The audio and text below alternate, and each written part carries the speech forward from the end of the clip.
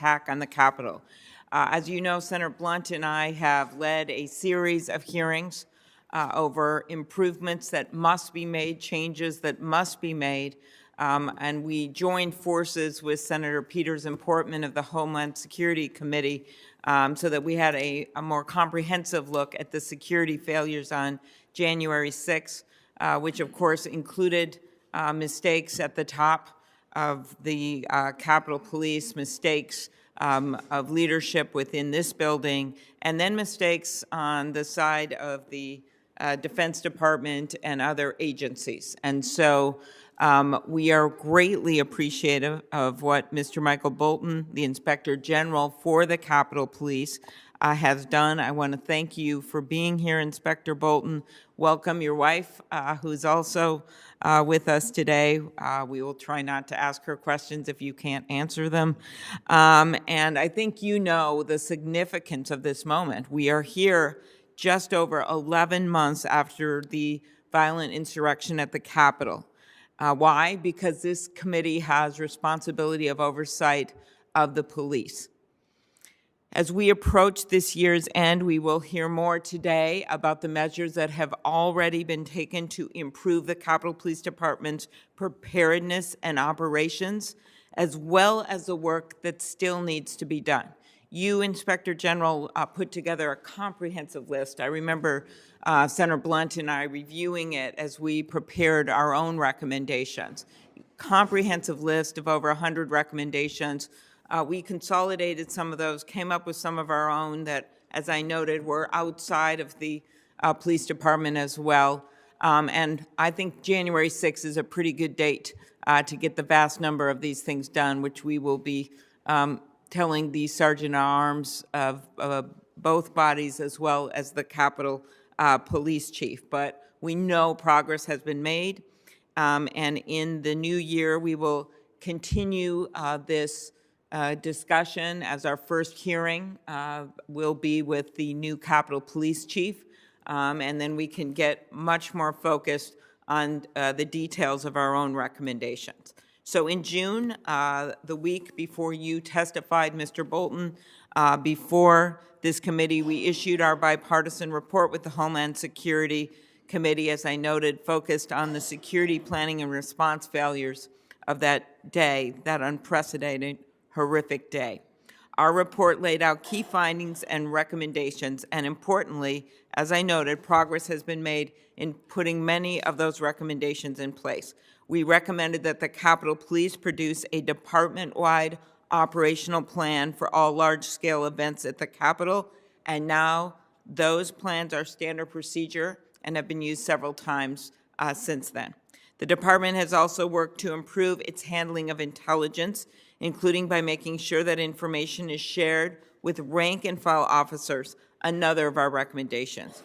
We said that Congress should provide sufficient funding to support Capitol Police training and equipment requirements, as well as needed staffing levels. And in July, President Biden signed our emergency funding legislation into law, which passed both houses of this Congress to deliver resources to do just that.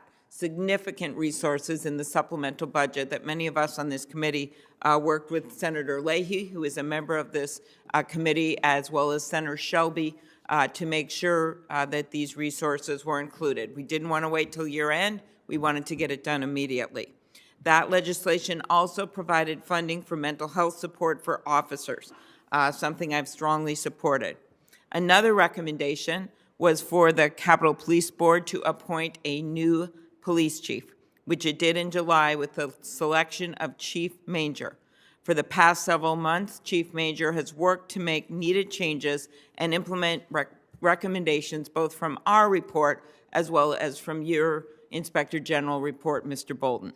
At our last hearing with you, you updated us on the review of Capitol Police policies and practices since the insurrection, including on the 4 reports you issued at that time. Since then, you have finished 3 more reports detailing issues that impacted the department's response to the events of January 6th, and you're finishing a final report outlining your findings and progress to address them.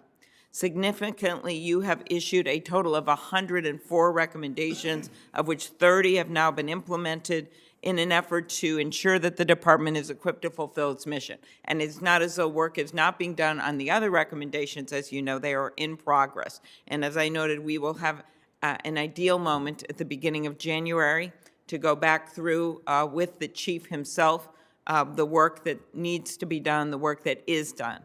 And so this kind of alert to those working on these recommendations, not just with the Capitol Police, but the other agencies as well, that they get their work done. This work is crucial to improving the security of the Capitol and also to supporting the brave officers who served heroically and in unimaginable circumstances. It was an honor to stand with some of those officers, with Senator Blunt and their families, as the President signed our bipartisan legislation to honor the heroes who defended our democracy with the Congressional Gold Medal. We owe it to these courageous officers to make sure they have the resources and support and the rules in place to do their jobs.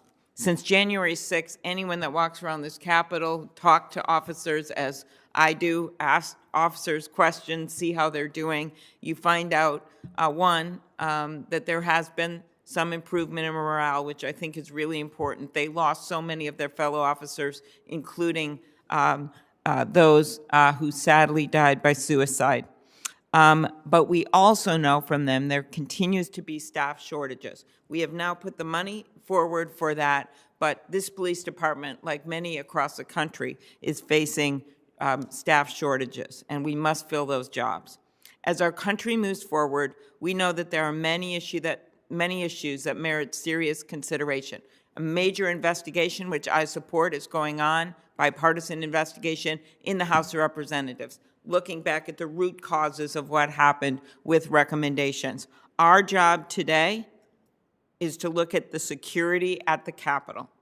And I look forward to discussing your findings, Inspector General Bolton, the progress that has been made at the Capitol Police Department in the past several months, and certainly the work that lies ahead, not only with the Capitol Police Department, but getting answers to the other issues we raised in our report, along with Senators Peter and Senator Portman, with regard to the other agencies and how they work with the Capitol Police. Thank you very much, Mr. Bolton, and we look forward to hearing from you. I'll turn it over to my friend and colleague, Senator Blunt. Well, thank you, Senator Klobuchar, and again, and thank you also for your focus on these issues. I think the fact that we quickly began to look into what had happened and to try to come up with our own recommendations, and as I think you also pointed out, we referenced the IG's recommendations at the time, and I know there are new recommendations we're going to hear about today. This is the fourth hearing that this committee's had regarding the January 6th attack on the Capitol, and the second time we've had a chance to have the U.S. Capitol Police Inspector General come and be here with us today. I appreciate the opportunity to talk to him as he concludes what is his 11-month investigation. It began also immediately. There were recommendations made immediately and others to be made today. Glad to have Mr. Bolton's wife, Bridget, here with us today, and I'll share Senator Klobuchar's view that we will not ask her any questions that you aren't able to answer, but I know she's proud of your work, and I know the amount of work you've had to put in to cover this territory, to come up with all the recommendations you have over the last 11 months has meant that your family has had to be an important and patient part of that, and we're grateful to Bridget for what she's done to support this work as well. The impact on the department has been clear, though I think we're still trying to be sure we fully understand the impact today. You know, the detailed 104 recommendations from your office made with the help of the department's Operational Readiness Committee has made a difference already. As I've said before, what you do and what we've talked about and what your report makes clear and what Senator Klobuchar just mentioned, the frontline officers were the true heroes that day. They defended the Capitol bravely and without hesitation, particularly those officers at that door on the west side of the Capitol, secured that door for a significant period of time, never even getting the information that there were already people who had breached the building in other ways. My colleagues and I remain incredibly grateful for the dedication of the Capitol Police and what they do to not just protect the Congress, but protect everyone who works here and everyone who visits here. It's incredibly important. I'd like to highlight two divisions that were subjects of your most recent flash report. They, according to your report, and something that we all, I think, had no surprise in, you described their performance as exceptional and excellent. The Dignitary Protection Division and the Hazard Incident Response Division. First, the Dignitary Protection Unit Division successfully evacuated and relocated all of the congressional protectees on January the 6th, even without having the critical intelligence that they would have needed in advance to know the kinds of things that might happen that day. Second, the Hazardous Incident Response Division disposed of multiple hazardous devices found on or near the Capitol campus. Later that day, those teams conducted sweeps of the Capitol grounds and buildings, which really allowed us to get back to the important work of the joint session. That division could have created all kinds of sense. Well, we need to have more time. We're worn out. We're exhausted. Nobody did that, and that allowed us to get back in the Capitol. I think Senator Klobuchar and Senator Warner and others here were back in the Capitol by 8 o'clock or so, and when we left the Capitol at 3:30 that morning, Senator Klobuchar, we were able to do that knowing that that building had been secured by the Capitol Police, who also understood, I think, the importance of the work we do here. It would have been an easy moment to say, well, let's come back tomorrow, or we need another 48 hours. But the Capitol Police, and particularly the unit that had to do the sweep of the Capitol, also shared and understood the importance of the work we do here. Any comments or questions I have today regarding any deficiencies of the Capitol Police are certainly not meant to disparage or reflect on the rank and file or diminish their actions on the 6th. And frankly, our questions, I think, and certainly mine, are likely to continue to be about the leadership failures that day. I think the committee should hear, and I'm glad that the chairwoman has decided we will hear in January from Chief Manger. There's no better time to find out what the Capitol Police have done in what will then have been the past 12 months to be sure that this kind of thing can't happen again.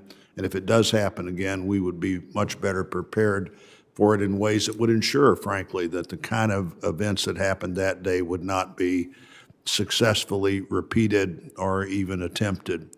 It's important that we understand limitations that have prevented the Capitol Police from fully implementing the recommendations that you made and our committee has made, but there better be limits that make sense whenever we have a chance to talk to the chief about those limits in this committee in January. Chairwoman and I drafted legislation that would provide the police chief with unilateral authority to request emergency assistance from the National Guard. Even this week, Senator Klobuchar, we're reading stories about some of the testimony that we took in 8 months ago, and finding out that that testimony is still as highly dubious as it appeared to be the day we took that testimony. We've worked with our colleagues with the supplemental bill to provide the department with additional necessary funding for salaries. Many officers were reaching their salary cap, and obviously with officers leaving, the officers that remained were asked to do more and more. We've also looked at overtime pay, at trauma support, riot control equipment for all officers, and specialized training for those officers that need to be part of specialized units. I think we're going to work together to see that the officers are better trained, better equipped, and better prepared. We owe that to the frontline officers and their families.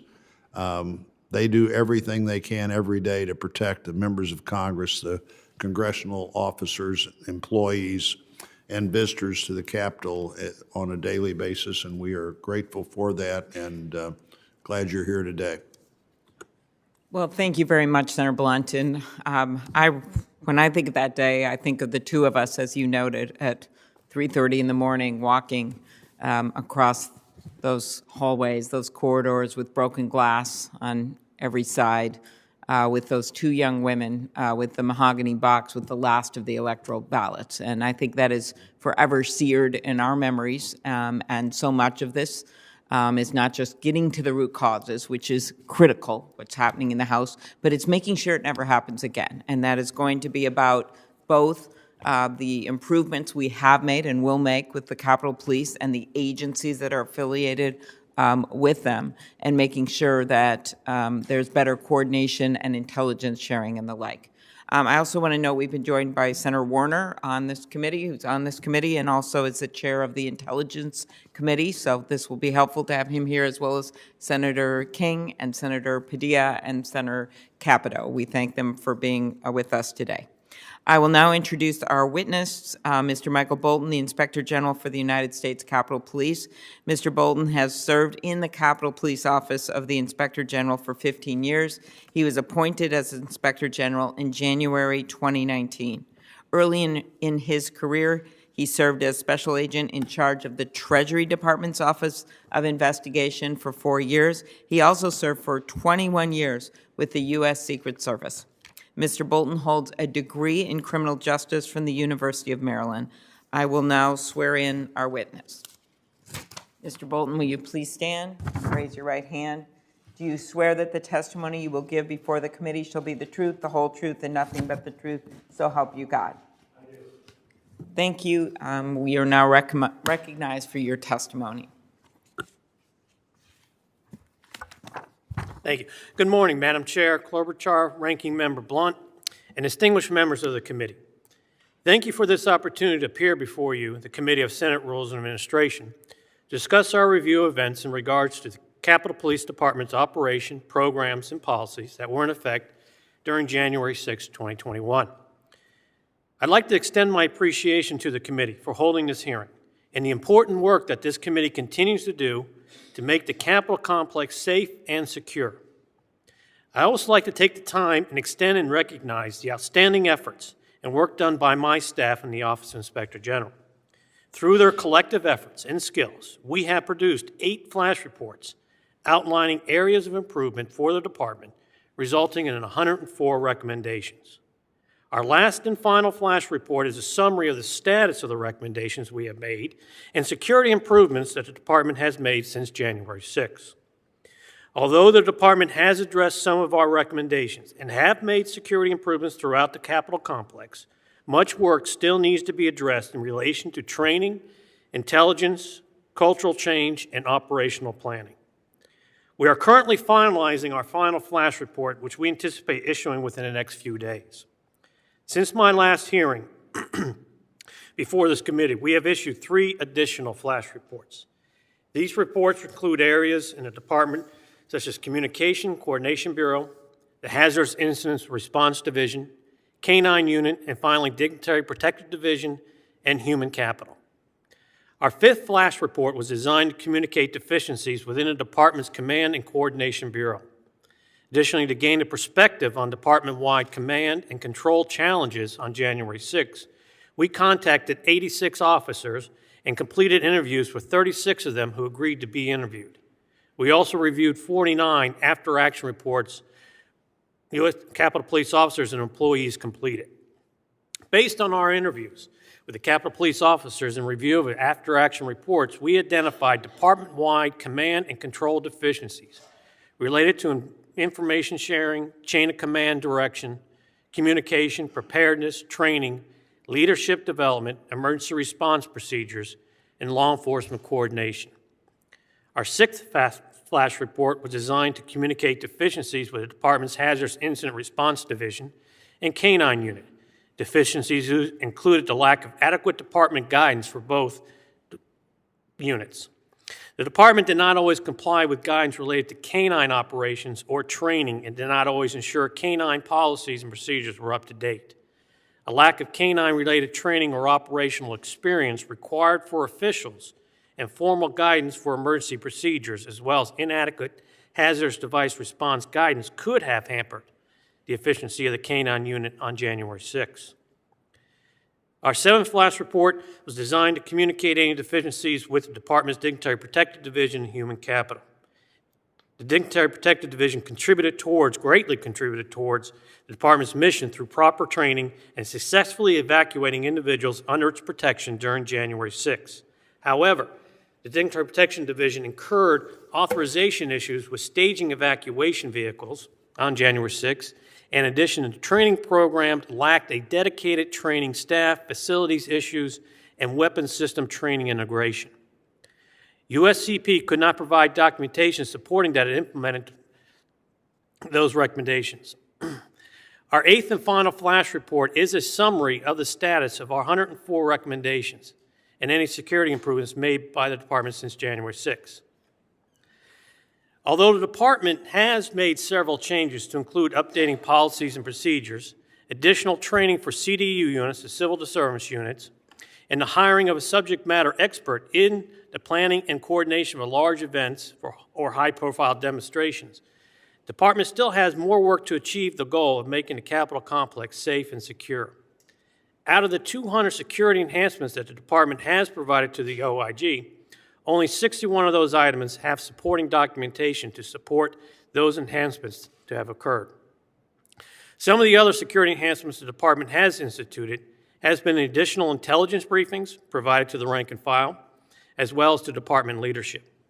Department still lacks an overall training infrastructure to meet the needs of the department.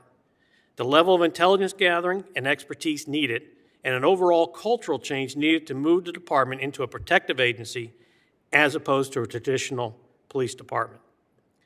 In conclusion, the department is comprised of extraordinary men and women who are dedicated to protecting democracy, putting their own lives in harm's way in order for Congress to exercise their constitutional duties in a safe and open manner.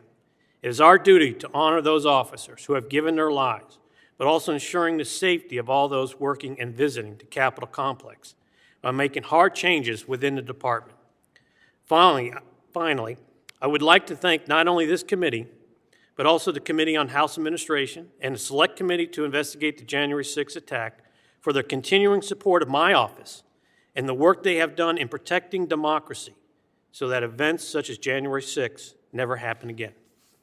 Thank you for this opportunity to appear before you today. I'll be very happy to answer any questions the committee may have. Thank you very much, Mr. Bolton.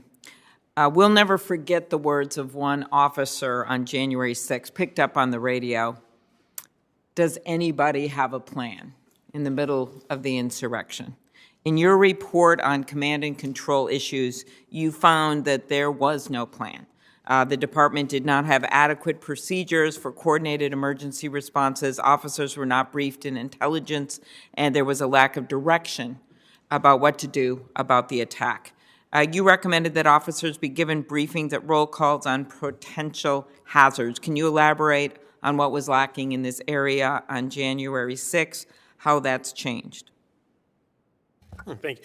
That has changed in a couple of different ways. First, they have hired from the outside a subject matter expert for operational planning. As evident, as you probably saw the difference in September 18th demonstrations that we had up here just recently. The second, they have started attending intelligence division analysts, started attending roll calls, providing briefings to the officers, and as well as to the command staff, whether it be the sergeants and above, lieutenants and inspectors. So they are now receiving daily briefings and receiving the appropriate threat assessments. In addition, every officer has been provided a government cell phone to be provided for any alerts on campus or recall messages that may be needed. Okay. You mentioned this in your testimony, that the department established comprehensive lockdown procedures for the Capitol complex to account for various potential hazards. How would these plans improve safety in emergency situations? And have you received any response from the department as to how they're going to implement them? They are in the process of implementing, they're updating their policies and procedures. In addition to that, they have started conducting training, making sure that not only do the officers on post, but also as well as the officials around have knowledge of the lockdown procedures. You need to have that coordinated effort if we indeed need to have another lockdown. Everybody knows how to do those procedures in a quick and timely manner so that we can lock this building down quickly. The emergency supplemental funding legislation signed into law in July included significant new funding for the officers' access to equipment. We noted the need for funding for equipment in our joint report after finding that 75% of the officers, 900 of 1,200 on duty that day, were forced to defend the Capitol in their regular uniforms. Do you agree that this funding should help the department improve officers' access to protective equipment? What steps have been taken to address this issue? The department has just recently purchased new equipment to include either replacement of those shields that we had talked about in the previous flash reports where they weren't properly stored. They are now storing them properly. They have the additional munitions now up to date. So now they have improved, and not only that, they have also conducted joint training for the CDU units, the civil disturbance units. So they are conducting the joint training and getting the equipment needed. In our last hearing, you noted in response to questions that the department was suffering from low morale. Do you still see that as a major challenge facing the department?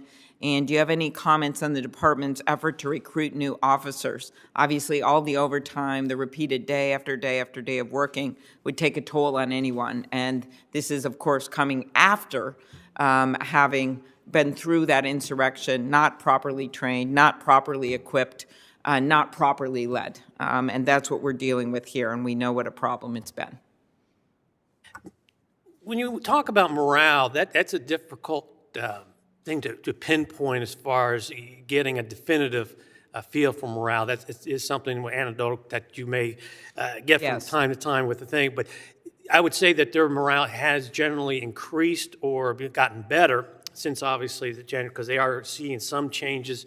The officers of the rank and file are starting to see that things are starting to turn around a little bit. The department is actively recruiting those. They have been filling the classes down to FLETC. In fact, they just had one just recently, just before Thanksgiving, that they sent down to the Federal Law Enforcement Training Center. So they are starting to see some improvement, but I think the officers are in that wait and see mode. They want to see what else are we going to do, and they do recognize it does take time, but also they are watching leadership and watching the community at large. How are we going to move forward? Well, as you know, there's been a massive change in leadership, both at the sergeant-at-arms levels for both the House and the Senate, as well as a new police chief. Do you think that the selection of a permanent chief has impacted the department's ability to make needed changes? What issues, when this committee has the chief before us at the beginning of next year, what things should we be pushing for, in your opinion, and what maybe keeps you up at night that hasn't gotten done yet? Besides having two kids, a lot of key things keep me up at night. Certainly having a permanent chief, that is one step move forward, because it's very difficult when you start and try to make changes when you're having somebody in an acting capacity, that those are important to fulfill. The areas that I have some concern still is two major areas: training, a training infrastructure, a proper one, and intelligence. Intelligence is still considered a division as opposed to being a bureau level. They have yet to hire a permanent director to head up the intelligence. I'd like to see that certainly position be filled with an individual who has the necessary skills and abilities to elevate that intelligence into a bureau level. Now, training, which we are going to be conducting, we've actually started. Our next job is not a flash report. It's our normal type job that we have with our annual plan. We are looking at Training Services Bureau from top to bottom, and we anticipate that report will be issued sometime in February. That we want to see training become the flagship of this department. Much like when we view Quantico's and the Secret Service's Raleigh Training Center, and you look at their org chart compared to ours, we're nowhere near close. And we need to have a Training Services Bureau infrastructure that is going to handle all the training. Okay, thanks. I'll let Senator Blunt Warner talk about intelligence sharing. My last question, just Defense Department, relationships with the Defense Department, which obviously there was much help of our National Guard here at the Capitol. We now, that has been drawn down. But as we look forward to how we have better coordinated efforts, if ever necessary in the future, any recommendations on that? That was a major problem as well. I think a lot of that is going to be continuously have the training, integrated training with either be the National Guard, Metropolitan Police Department, and that kind of goes right back to the Training Services Bureau is the one that should be handling that and making those relationships stronger within the realm of training. So it needs to be a continuum. That's what also worries me is that, yes, we're getting, like the Civil Defense Unit is getting training now. Okay. Is it going to be continuous? Yeah, and I'll ask you about this later. I'll let my colleagues go. But part of this was, having the Defense Department on the ready and the soldiers on the ready to help us out. We ended up, of course, Senator Warner's National Guard there in Virginia, and other ones stepped in. But there was, in our opinion, some delays that were very costly. Senator Blunt. Thank you, Senator Klobuchar. Ms. Bolton, we had our last hearing with you. I think it was pointed out that most of the recommendations that you had made up until that time could be done, a majority of them could be done without the police board being involved or without any even additional funds. How many of your, I think now around 104 recommendations have been implemented? Out of the 104, we have 30. 30? Yes, sir. And are you getting significant pushback on the remaining 74? Not at this time. We haven't gotten any pushback. There may be some the recommendations that we'll have to sit down with the chief and with the board to hash out the very nature of what we're looking for them to make the changes and what they feel also what's comfortable for them. And your first recommendations were available to them when? We first issued our first flash report, I believe it was sometime in, was it March? That's what I was thinking. Yeah, it was March, and that was a series. That was the intelligence and operational planning flash report, in which they have, as far as the operational plan, they do have that department-wide operational plan now being produced in a singular document. Do you have regularly scheduled meetings with the department leadership to talk about those recommendations and the implementation of them? Recently, we have not. I haven't had a meeting with the chief, but I'm sure he's busy with trying to assimilate through with the department and all the other issues he have. I do attend the monthly board meeting, so that there is an opportunity there, and then I do brief the board on a quarterly basis. So you haven't had a meeting with the chief yet, the two of you? We've had one meeting. I think that I believe that was back in August when we had our initial meeting. Are there any recommendations that you've made that you can clearly see resistance in the department?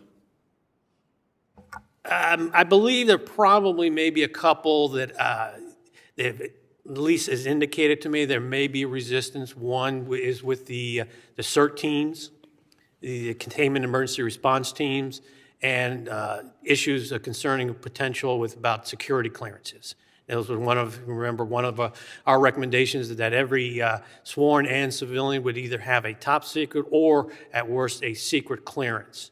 There seems to be some hesitation towards moving towards that. Why do you think that is? It hasn't been expressed to me directly. I think some of it is potentially having to change your hiring standards, what to do with those who are already on the job that came on a job without that particular hiring standard. And also with whether it be issues that the union may raise. I don't know of any specific ones, but they may, so there may be some concern about what the union may feel about their folks having to get clearances and maintain those clearances.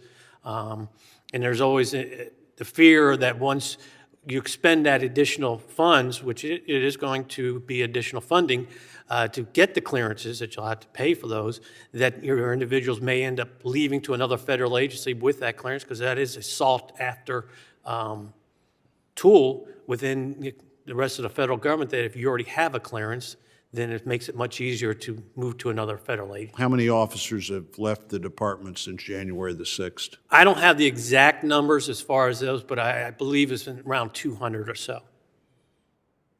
How many, are there jobs where we're having sworn officers that have the sworn level of training do jobs that somebody else could do? Have we got the right match of training and jobs that are being done in the Capitol complex by officers?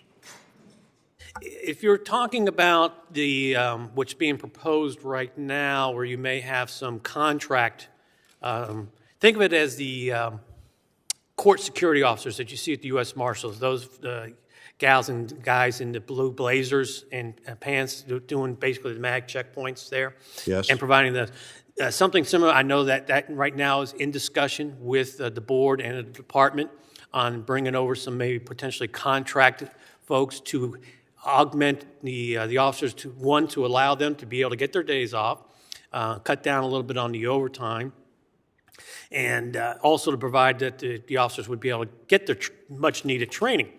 So I know those things are in a discussion right now between the board and the department, and I imagine some of it with the committees as well. So with 200 officers or so retiring or leaving the force this year, what percentage of vacant jobs are there in the Capitol Police? I would say it would probably be that number. I think that's what they're down. I think they're authorized with 1,800 or so, and they're in the area right now either 1,600 or 1,500. I'm not exactly sure of the numbers that they have, but they are down significantly of officers, and they need to be able to bring at least folks on that can augment that, because even if you hire somebody today, you're talking over a year before you get them on post. By the time they get done with FLETC, Federal Law Enforcement Training Center, and then even over Cheltenham, by the time you get all that training done, get them through their on-the-job training when they're with another officer learning about the actual post and everything, you're talking almost a year before they're operational. So what they're thinking and proposing now is to be able to get immediate help to augment those officers and identify posts that may not require strictly, you still provide some training, but it's not the same extensive training that you're giving somebody who's coming on a job for law enforcement. So my last question for this round would be, one of the things we did in the supplemental funding was waive the maximum limits that officers could be paid during a year. Are we going to face that again this year with that big a shortage of from the full force? Are we going to face that same situation again where we, one, have more overtime than the officers or their families want them to have, and two, get officers at a point before September the 30th, the end of the fiscal year, that they have already reached their maximum income potential? I would anticipate that you'll probably find yourselves in the same position through the remainder of this fiscal year and potentially into fiscal year 2023. It will take a while to get folks on board.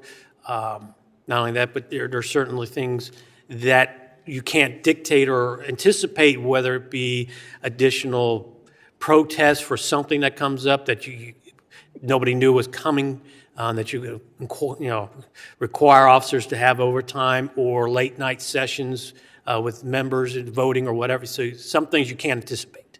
Well, if you never get more than 90% of the jobs filled in this organization, either we have more jobs there than we need, which we know that's not the case, or you're going to have people working harder and longer hours than you want them to work, and we need to begin to think about that. That may be the thing that argues the most for looking for whatever jobs are there that don't take the same training, skills, or arms that you need in other locations. So thank you for that. Thank you, Chairman.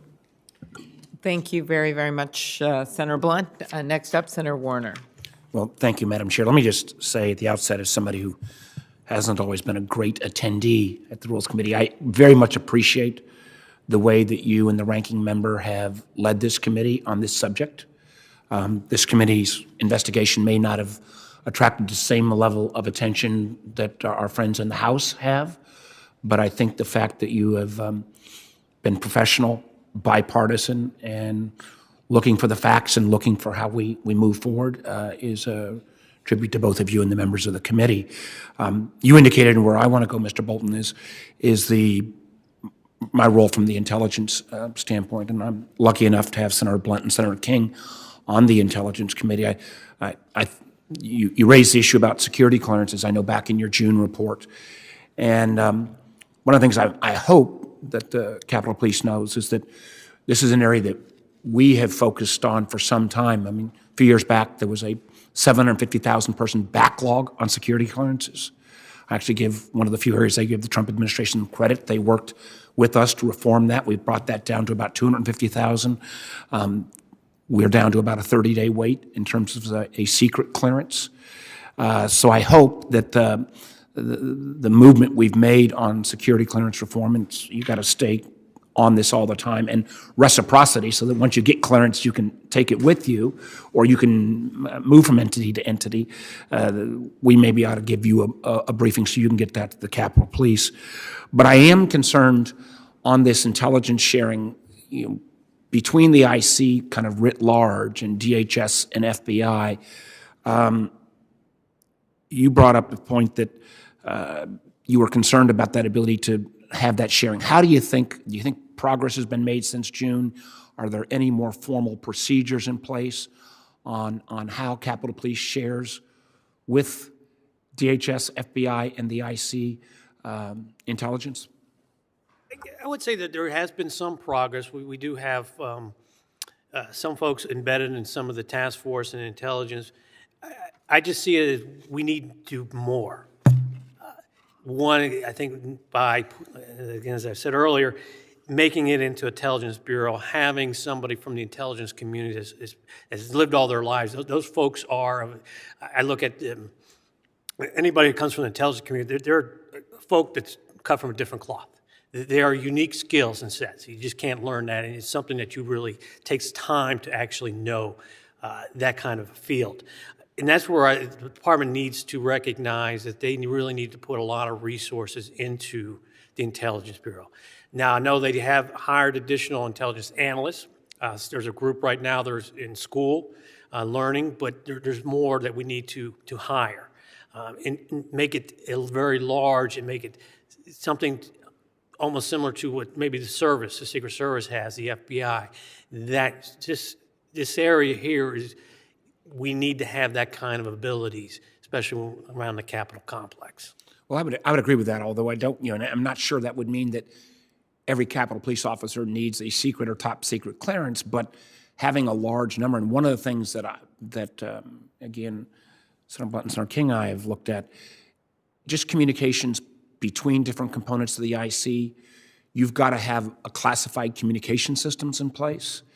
And my fear is if we don't have that kind of classified information sharing so that you can have real-time information, the Capitol Police are always going to be at a disadvantage. If you have to wait for the FBI or the DHS or some other part of the IC to come and brief on a periodic basis, that's always going to be a hurdle. So do you know whether the Capitol Police has in place or putting in place any kind of classified communications so you can go literally online real time and get updates from the IC? Yeah, they do have that capability, so they can go online and have real life communication with the community, whether it be in their skiffs that they have throughout the comp. They have their own skiff as well, so they can do that in real time. And I just want to, real quick, the whole reason for whether or not the officers have either top secret or secret clearance, there's a couple components to the reasoning for that. One is the insider threat, having an individual that has to have a clearance, whether it be on or off duty, making sure that their lives comport to what their jobs entail. But it also elevates your standards and your expectations of the people that you're bringing on. And it is a good recruiting tool as well, that this is what we require. We require a high standard individual. And that's going to, I believe, that is going to attract additional folks who will look upon the Capitol Police as a job that you would wish to use as a career.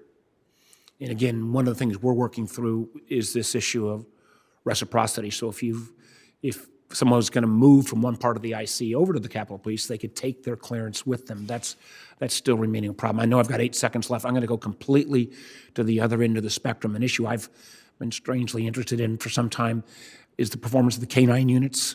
And you pointed out that that was also a challenge. In one of your early reports, is there any progress on the Capitol Police's use of the dogs? Yeah, they're starting to get their training that they need, and making sure they document whenever they do some of their sweeps, so that they are making progress to updating their policies and procedures and getting the training. But again, it goes back to, I really like to see their training is being conducted by Cheltenham and not by the units themselves here. And again, that, to me, that poses a problem. You need to have that separation of duties to make sure that it's separated from the day-to-day operation to training, and they need to continue to move forward in that area. Well, thank you, Madam Chair, and thank you for giving me the flexibility to go from security clearances to K-9 Dogs. units. Okay, very good. Senator Capito, member of the Appropriations Committee as well, we thank you for your help in getting the funding that was needed. Thank you, Madam Chair, and thank Ranking Member Blunt, too. And I want to thank you, Inspector General Bolton, for being here.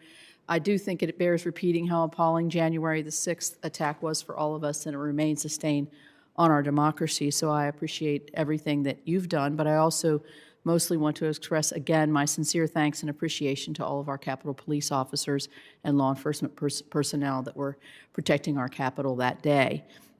It's always great when you're on the dais and the person in front of you asks the question that you were going to ask, because last time you were here, I was asking about the K-9s. And the reason I ask about them from another perspective is what the chairman mentioned, being on the Appropriations Committee when I was chair for the Capitol Police Appropriations. There was a whole lot of talk about expanding the use of K-9s into different types of areas, more perimeter, purchase of these dogs. We know the training and the purchase is very expensive. And so I don't need for you to repeat. It sounds like it's the training aspect as to how they can use the K-9 units better. And do you anticipate that as the training improves for the K-9s, that they would expand their different parameters of what they can be used for? I know some of them are used for sniffing toxic materials. Some of them are used for other, obviously inspecting vehicles, those kinds of things. Is that the type of thing you're talking about? Yeah, absolutely, yes, ma'am. Whether it be the vapor wake dogs or the regular, your traditional K-9 sweep vehicles, having that training is so important, and they continuously train, because you got to make sure that the dogs are performing the way they should be performing. Right. The other thing I would say, and I think all of us, certainly I do, on my phone as early as this morning, as I was deciding how to navigate the way into the Capitol, since January the 6th, we are getting repeated messages on our phones that raise our awareness as to what streets are closed, for what purpose, what's going on Capitol Hill. And I think that was one, from a member's perspective, one of the big fallacies of that day, because we didn't know really what was going on, where there were safe areas, and how is that any different than every day? Well, this is true. This is true. Yes, like today we don't know what's going on, but we do know what roads are closed. I'll say that. But I do want to express appreciation both to this Sergeant of Arms, but also to the Capitol Police, because they have upped their communications with at least with me personally, and I assume everybody, and I'm appreciative of that because we do need to know, we do use it, so the alerts are very useful. One of the one of the aspects that I picked up in one of your reports is that there was no continuous radio contact between the officers. They were having trouble coordinating, communicating with one another. Has that been improved? It seems to me that would be something that would be, I don't want to say anything's easy, but easier to improve than maybe some of the long-term training aspects of this. That's a hard one in a sense, as far as the communication, because we haven't had something similar to that. But I think certainly what I would say was improvement is by issuing all the officers with department cell phones, so they can receive those very alerts that you just had mentioned with street closures, to give them that situational awareness in real time, because there is difficult when you do have an incident.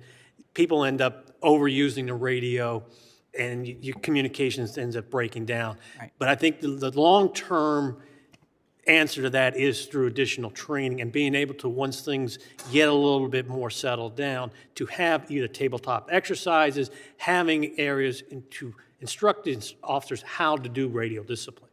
Well, it seems to be training is the aspect that's come very forward in all of your recommendations. And I'm wondering if there has been, or are there plans to be like a full-out drill of these trainings, of the drill of a like incident, so that you can, deploy these training, in real life. You're not just sitting in a classroom or looking at something on a computer. To your knowledge, has there been a full-out drill, an evacuation drill? I question the evacuation standards that were used to actually remove us from the chamber. So those are questions that I'm wondering, have we actually drilled this training? What I've seen is they have to continue to do at least the evacuation training, but not the overall, what you're thinking about. They'll do it in the bits and pieces. Or the child care center, we're evacuating that Fairchild building, or some of these individual buildings, and we'll just do it as opposed to a whole encompassing, like, a situation where you had to evacuate the entire Capitol complex, which is very difficult to do. Let's make no mistake about that, because especially if Congress is in session, that's not going to happen. We're not going to do a training exercise if anyone's in session, so it had to be something or during a break. Well, in my view, the fact that it's very difficult to do speaks to the need to do it. Yes, I would agree when we're in session that would cause additional problems, but I do think that, and the reason I've got this top of mind is the horrifying shooting in the school that occurred in Michigan last week. If you read some of the reports from the students and the teachers as to what they did, they had drilled as to what to do if there was an active shooter in their school, and they barricaded themselves into the classrooms. They had practiced this, and I think, honestly, it saved lives. So it kind of reinforced to me how important actually physically drilling really difficult situations in the whole would save lives in the end. So thank you very much for all your work. Thank you. Thank you very much, Senator Capito. Senator King, member of the Intelligence Committee as well. Thank you. First, I have to observe how profoundly sad it is that we're here even talking about this.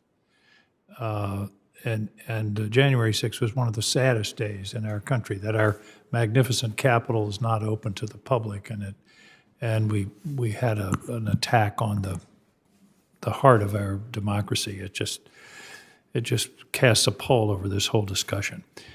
Second point, part of, as I recall, the 9/11 Commission, one of their conclusions was that there was a failure of imagination.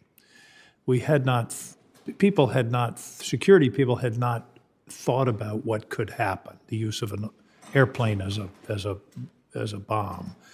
In this case, that the U.S. Capitol would be attacked. So I think part of the recommendation is not a specific one, but there should be red teams. There should be people in the Capitol Police who think the unthinkable, who think about what could happen in the mind of a malefactor, and it might be domestic terrorist or it might be an international terrorist. I mean, or some combination. So I hope that that's something that you can recommend. Again, it's not as specific as saying, okay, let's fix the Canine Corps or those things, but there should be a conscious and deliberate policy of trying to think the unthinkable and therefore be ready for it. Specific question, and I admit I haven't read all your reports in detail. I commend you for the work that you've done. I've been surprised there hasn't been more discussion of physical security. It's pretty easy to secure a building these days. Why do we have windows that can be broken on the first floor of the Capitol? Why don't we have an automated system that when a button is pushed, metal doors shut on all the entrances? Is that part of your analysis? Not specifically, because those type of issues really almost fall under the architect of the Capitol. Any physical structure. Yeah, but we're talking, here's another silo, Madam Chair. I mean, come on. Exactly.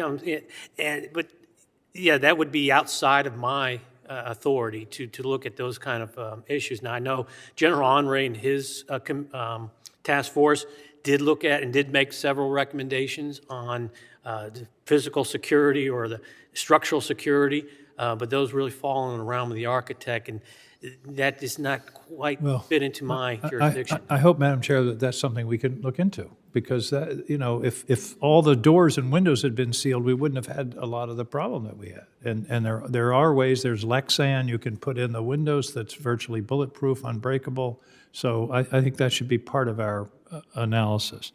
Finally, with regard to intelligence,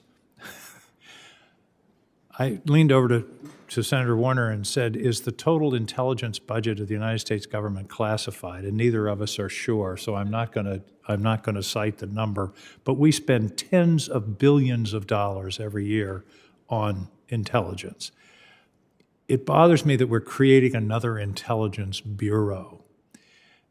I think there should be someone in the Capitol Police whose job it is to look out for the intelligence, but we don't need to start another intelligence examination. We've got the FBI, we've got Department of Homeland Security, we've got enormous intelligence assets throughout the federal government. So I would hope that what we can talk about is the receipt of intelligence information, but not necessarily the creation of a new intelligence division. I mean, that's the problem in this case. For example, apparently there were indications that in the FBI system that there was danger that day, but it didn't get to the right level in the FBI, and it never got over to the Capitol Police.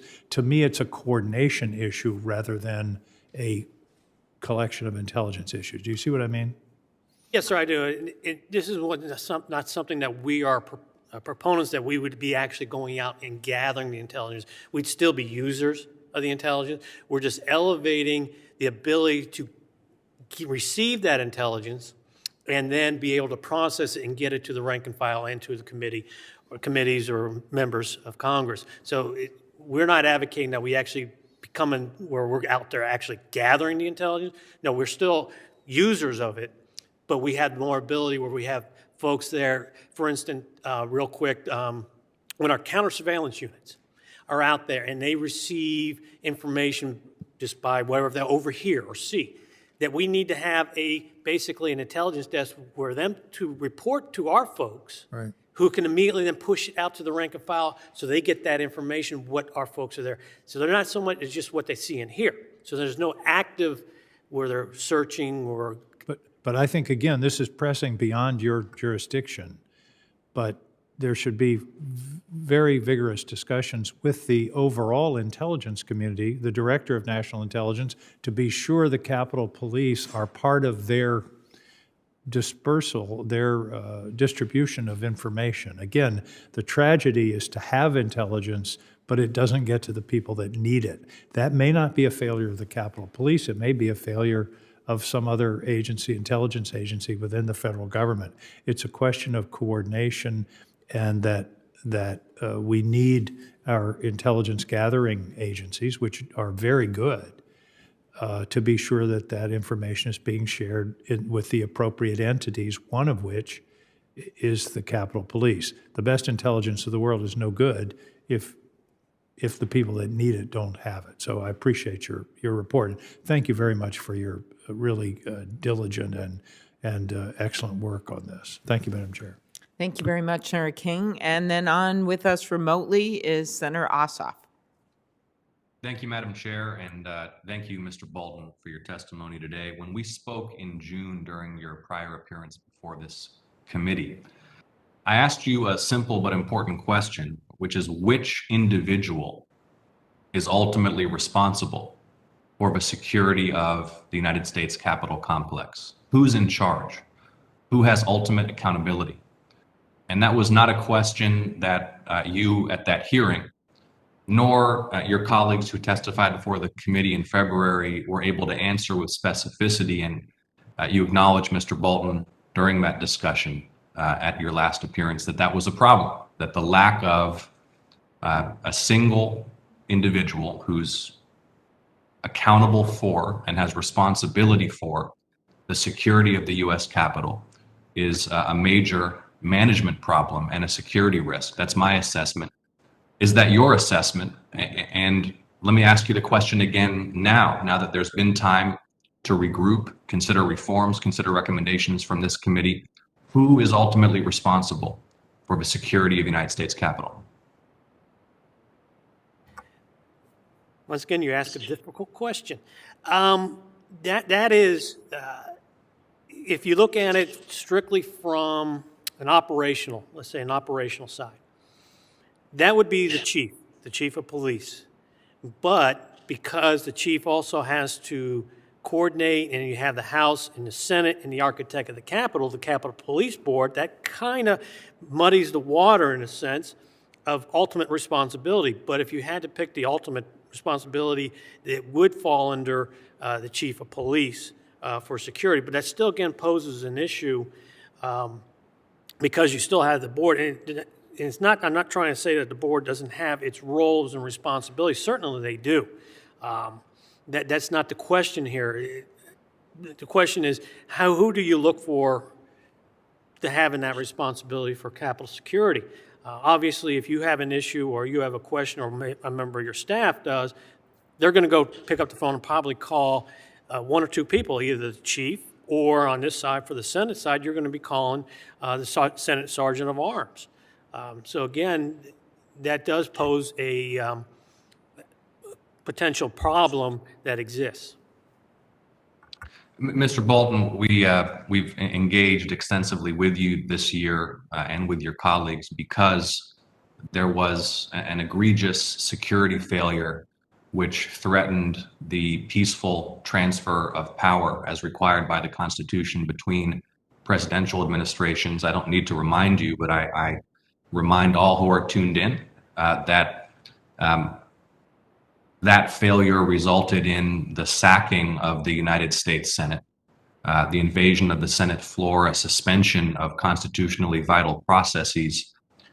Here we are now, nearly a year later, and the answer to the question, who's in charge, which we've identified repeatedly as being a crucial driver of both the failure to respond promptly to the contingency on January 6th, and also the lack of effective management and sharing of intelligence in the weeks beforehand.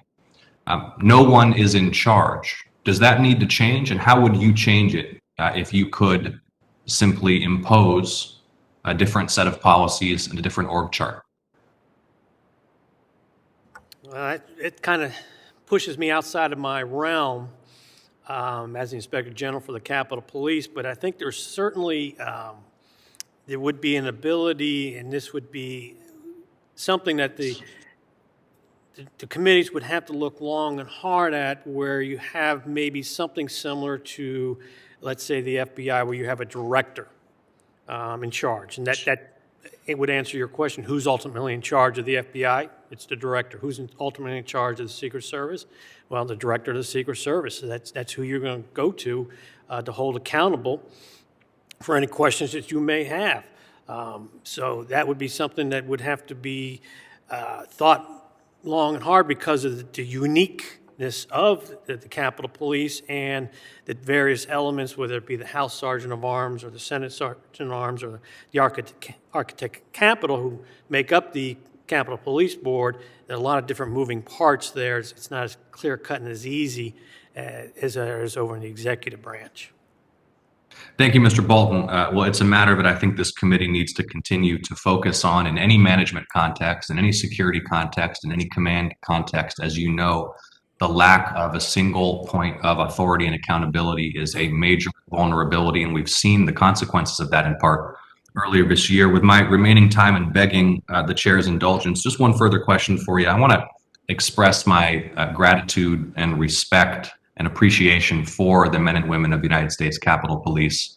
I want to express my gratitude and appreciation and understanding of the extraordinary burden that they've had to bear, the tremendous amount of overtime that U.S. Capitol Police personnel have worked. In 2020, officers worked, according to my notes here, over 700,000 hours of mandatory overtime.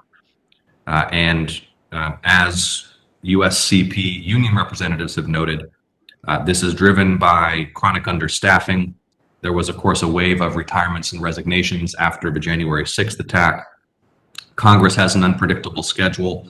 At present, none of this overtime, again, mandatory overtime, 700,000 hours of it in 2020, counts toward the officer's base pay for retirement purposes. My question for you, Mr. Bolton, is what more can Congress do to relieve the extraordinary burden on the U.S. Capitol Police requiring so much mandatory overtime, and to ensure that their compensation and their retirement benefits reflect the true measure of their commitment and sacrifice to the security of the Congress?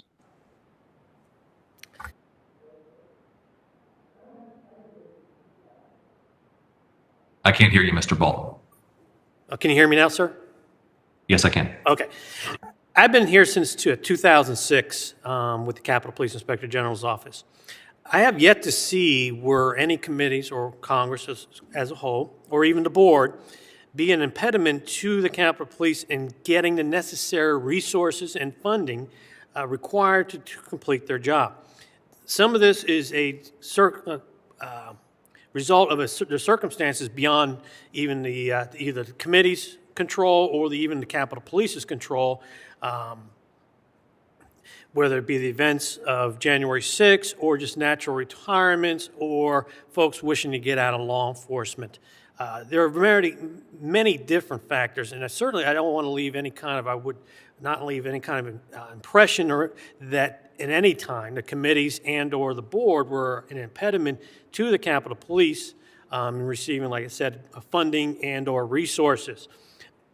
Basically, from my position, it is incumbent upon the Capitol Police to present to the committees and to the board their needs and to be looking forward-looking into potential what they will need, whether it be retirements coming up, need additional classes, or utilizing different aspects in order to bring folks on quicker, whether it may be rehired annuitants, those Capitol Police officers who are coming up on the retirement, as opposed to them going to, let's say, over to the Marshal Service to conduct their court security officers. We keep them here. We just may end up changing into, instead of a uniform, they're wearing a blue blazer. So those kind of ideas where you can have a force multiplier, and those are the type of things that it's really incumbent upon the department to be looking to those type of things. But certainly, like I said, since I've been here, never seen any committees and or board that had inhibited the department from getting those resources. Okay. Next up, Senator Cruz. Thank you. Thank you, Senator Ossoff. Thank you, Madam Chair. Mr. Bolton, welcome. Thank you for your testimony. Thank you for your service. On January 6th, all of us in the entire nation was horrified at the terrorist attack that occurred here in Washington, D.C. The violent assault on the Capitol was horrific, and the men and women of the Capitol Police and D.C. Metro Police and law enforcement demonstrated extraordinary bravery and heroism and courage. At the same time, what happened on January 6th must never be allowed to happen again. A riot that succeeds in breaching the Capitol, that endangers the lives of lawmakers and law enforcement, is an unacceptable security situation, and you've done a serious job examining what law enforcement failures precipitated what occurred that day. When you previously testified to this committee, you stated the primary problems were on the front end, a lack of adequate intelligence gathering, and on the day of execution, a lack of operational planning in place to handle an incident like the January 6th attack. And I'd like to follow up on what specific steps Capitol Police have taken since then to ensure that never happens again. What specific steps has the Capitol Police taken since June of 2021 to improve its intelligence gathering? Thank you, sir.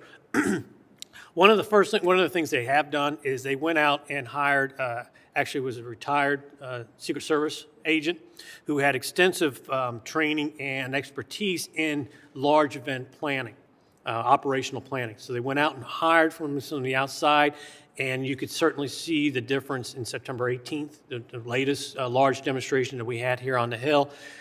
By bringing that expertise in there and coordinating the gathering to have an operational plan has greatly enhanced the department's ability to respond and react to potentially large demonstrations. The department has increased the number of intelligence analysts. They still have a ways to go, I would say, but they have increased the intelligence analysts. And in fact, like I had testified earlier, that they have additional either 4 or 5 analysts in training as we speak. So they have made some improvements in providing the intelligence briefings to the rank and file officers, to the other, beyond the executive team, as I would call them, but your inspectors and your captains, your line folks that are actually going to have to react to a situation. So those folks are getting the briefings now. They're getting the intelligence materials and assessments in a timely manner so that it's real time. With the department also issuing department or government cell phones, they can get the alerts in real time in case there's a problem with the radio. So now they at least have a backup to get that information, not solely relied on a radio that could potentially get overwhelmed immediately, but you still have that ability with the cell phones.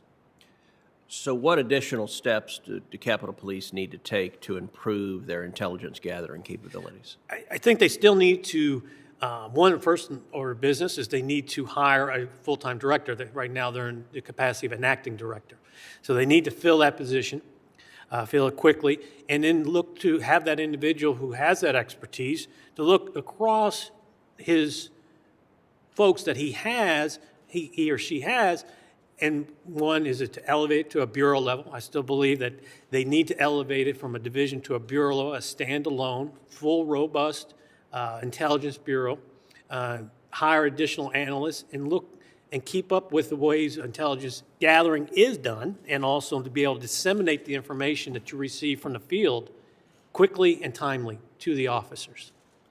Now, the other major source of the problems on January 6th that you identified was a failure to implement effective operational plans during the attack. What specific steps have the Capitol Police taken to develop and design workable operational plans to deal with a situation like that in the future? One of the things we noted when they came up with that operational plan initially for January 6th, it was so stovepipe, the term, that there were different elements within the Capitol Police who would either do their own plan or didn't have one. So you didn't have a department-wide plan. Now what they have done is they have incorporated, whether it be CERT, K-9, hazardous incident response teams, DPD, under one umbrella so you have an overall, so everybody else knows what everybody else is doing, what their plan of action is going to be, whether it be the bike units or just the patrol division units. So everybody at least understands what the other units, what other assets they may have to call upon under one operational plan. So it's a department-wide as opposed to the way it was in January 6th, was just basically CDU, and that was it. So what more do Capitol Police need to do to improve their operational capability in the event of a riot or other violent attack? I think they need, one, is continue with their training. Don't make the training that they've conducted with their CDU units, but also they need to train together. In other words, whether it be CERT and DPD, they need to be doing training exercise together in case of emergency so that it becomes a little bit easier. Or even K-9. How's K-9 going to in a way, set up scenarios where K-9 is going to have to assist the Dignitary Protective Division. All right. Come up with scenarios, train together. So these units are actually need to start training together as opposed to separate. Thank you. Thank you very much, Senator Cruz. I know something that you and I and you have discussed and you care about very much, as do all of us, Senator Cruz, is the number of threats that we've seen against members of Congress over the past several years. The Capitol Police reported over 4,100 threats against members of Congress in just the first 3 months of this year. That's on track to more than double the number of threats against members in all of 2020. The chief has said that he expects that the department and law enforcement partners will have to respond to 9,000 threats to members this year. Has the Capitol Police, Mr. Bolton, taken action since June to keep up with these serious threats, and are additional resources and personnel needed? The department is doing a good job in keeping up with the threats. I think by having them open up a field office down in Florida is going to assist once that gets up and fully running. But they are taking steps. They have hired additional analysts. They have, like I said before, they have several in school, but there still needs to be additional folks hired and brought on board in the intelligence. So we still have a ways to go, but we are making improvements. We're taking our steps now. And I think understandably you focused on because of January 6th, the intelligence piece of this, but there's more than that as well, of course, and that's the follow-up when there is active threats and the police protection and the like that we're very concerned about. I had, let's see, one smaller question. Your report raised broader concerns about the accuracy of department staffing records, and we've all talked about the problem with lack of staff, but the records. Do you agree that the department should maintain accurate records of any one on duty and where they are stationed? Oh, yes. As we noted in our one of our last flash reports with the manpower issue we dealt with, that the department couldn't provide us records, whether it be recalls or the amount of folks they actually had at that time. So the concept that it was an all hands is dubious at best in a sense. They couldn't provide us with that kind of documentation. And it's also important to note, when it came time for deputizing some outside law enforcement, the department didn't have the proper records to document who was deputizing by whom, which could present an issue if that individual made in a federal arrest and there was a local officer.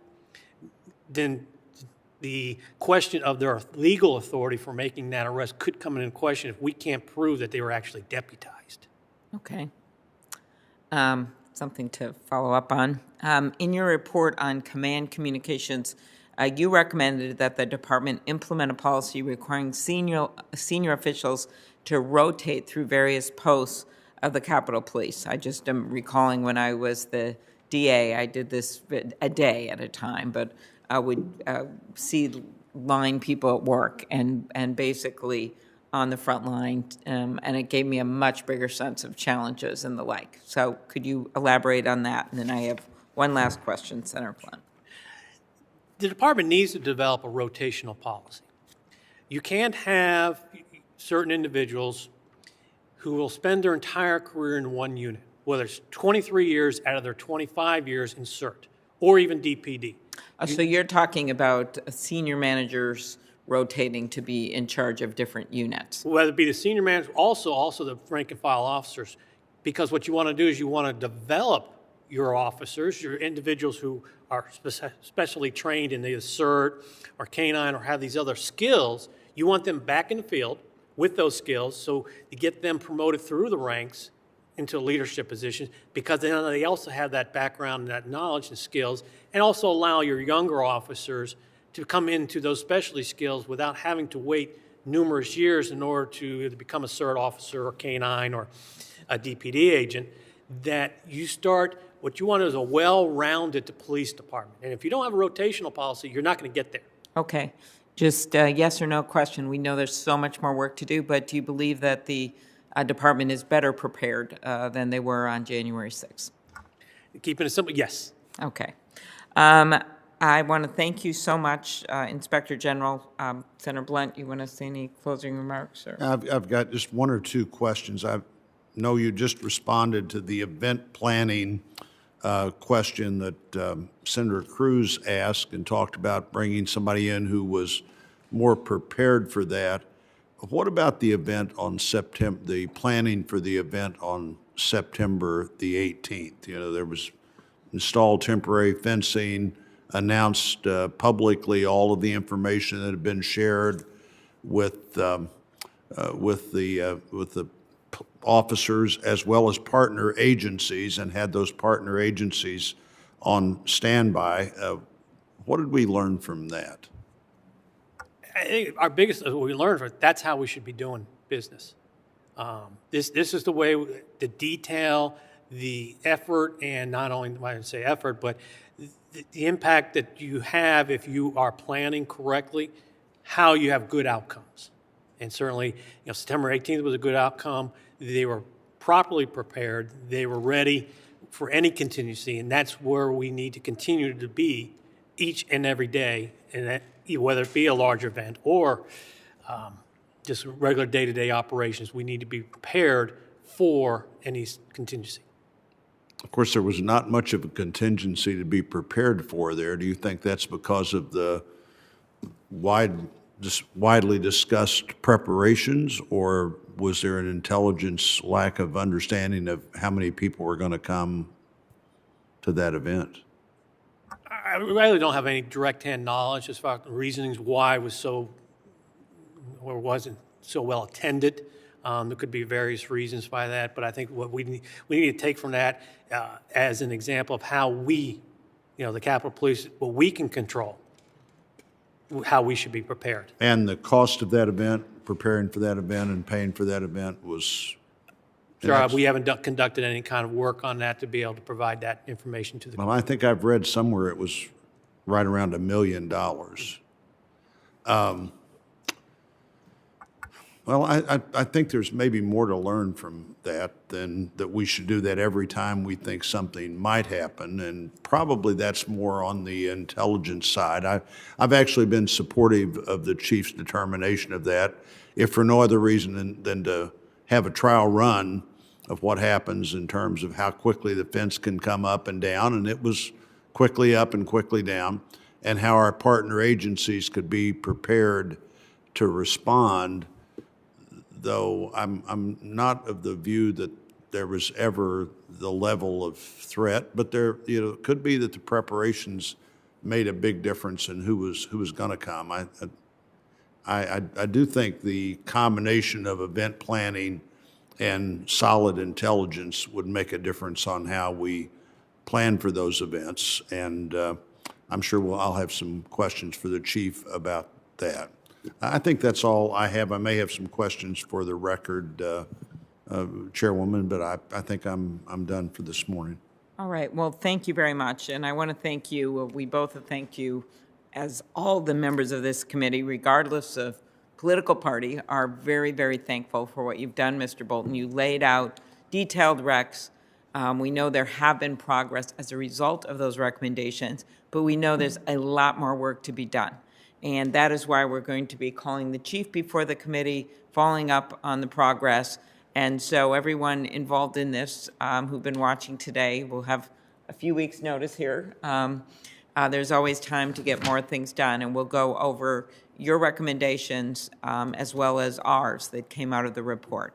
So I want to thank you, Mr. Bolton, and we look forward to whatever you are providing for us next, because it's always done in a professional manner, and you're not afraid to tell the truth, which we need more of every day in these hallways. So the record will remain open for 1 week, and with that, Senator Blunt, you want to add anything?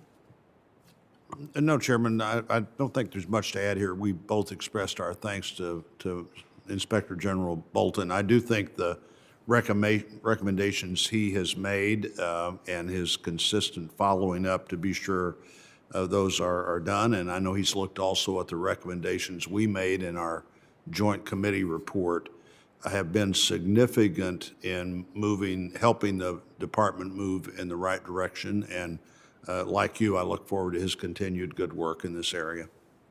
Thank you, and the hearing's adjourned.